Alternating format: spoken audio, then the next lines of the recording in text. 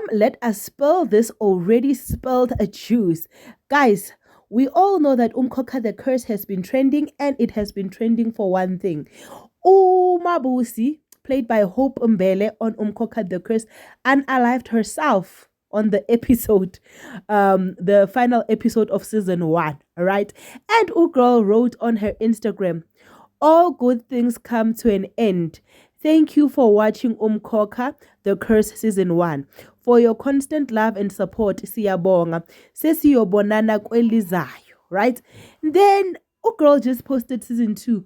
And like our frustration right now is based on the fact that, are you coming back, MaBusi, or are you not coming back? Because the teaser that is posted by December Mtweni, you are not there. We're not seeing anything about you. Guys, can Umkhokha be so bold as to remove Hope Mbele from Umkhokha the Curse as MaBusi? We are not ready for that. We are just not ready.